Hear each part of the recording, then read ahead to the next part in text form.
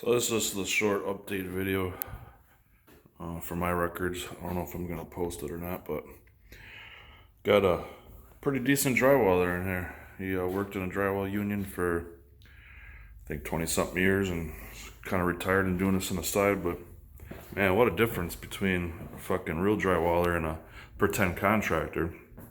If you watch my other videos, you know what I'm talking about.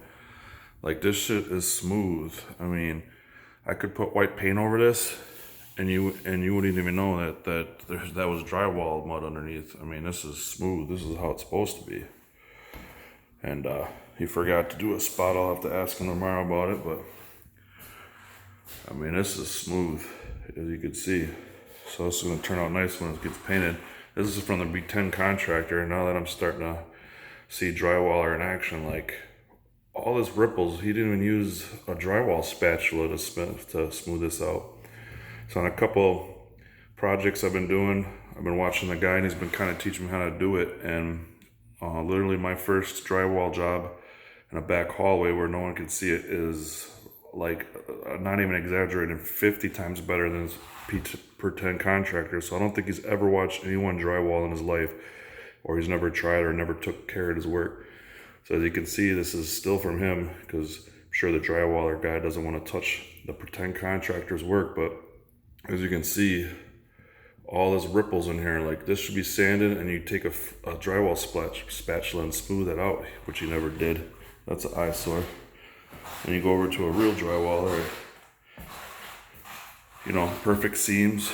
I mean, this is smooth. It looks like paint. There's nothing there. It blends in perfect. And I mean, it looks like how it's supposed to. It's like, I walked in today and I've been watching him do it, but today I had to go on another job site, and I watched, I came in and checked out his work, and I said, damn, that's what I'm fucking talking about. I mean, this is how it's supposed to be. And that'll smooth out. We gotta texture it. But this is a wall I built, so that fish tank's gonna go into it. Another nice, really good job, all smooth into the corner seams. And then he reinforces the corner seams too, so won't have to worry about bumping into and breaking off plaster. Again, you know, when you know what you're doing. But yeah, it's coming out really nice. This is still from the pretend contractor. We spatulaed down. That was his work. As you can see, ripples through there. Like, where's your drywaller knife? That should have been smoothed out. So I'm gonna sand all that down. I can't be like that. That's horrible. Again, just more work. That don't ever hire a pretend contractor, because you end up spending more money and like quadruple to even more than that in time of fixing his work. And if a homeowner that doesn't really know what he's doing can do it better than a pretend contractor, obviously there's a huge problem there. And so here's the nice seams in the closet, as you can see, which is why I told these yahoos not to paint. But of course they were just trying to get more money.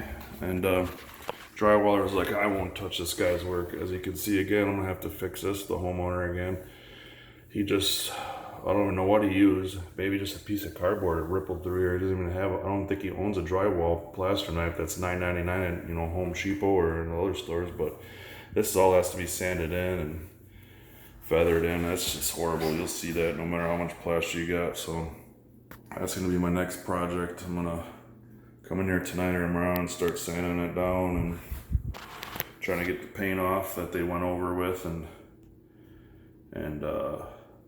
fix that. It's horrible, but it is what it is. Live and learn. So I tied up the wall where he just left a gaping hole for the TV. That looks beautiful. This is all starting to come together. In the kitchen, we just did one coat, because that's gonna get a backsplash tile in here when it's done. But you know, as you can see, the wall starting to come out nice. And in the bathroom, after I hate coming in my bathroom, because I just think about how many hours it took me to get all this grout off from that pretend contractor. But as you can see, It's looking nice. Looking nice. It's gonna come out real nice when it's done. Did the ceilings too. And did up there. And then a drywaller pointed out, said, what kind of amateur did you hire? When you do a tile strip, you should always go to the ceiling and that can grout it in. So now I gotta fix that. That's on both sides, because you know, you hire a pretend contractor, they don't know things like that. And we still gotta fix the tile, because when he did his expert framing, he didn't leave enough room for the drywall, so he didn't even count for a 1/2 inch. But I don't want to go down that road because it pisses me off. So did that, and then my drywaller threw in a trap door to my attic, so that's gonna come out nice. And I gotta come in here and start sanding and feathering that stuff out. Now that he showed me how to do it, it's actually pretty easy, to be honest. Like on some practice boards I did when he was trying to show me how to do it. Actually, not that bad. I did a pretty decent job. I mean, if you have the right knife, it smooths it out by itself. And he says you should do very little sanding. So I practiced with the drywall knife, and then of course I had to do sanding because I'm an amateur, but you can really smooth it out. It's kind of just like doing Bondo work on a car. You just want to slap Bondo work and ripples and then paint it and it'll look like crap. So it's just an update video. The next video should be hopefully with it all done.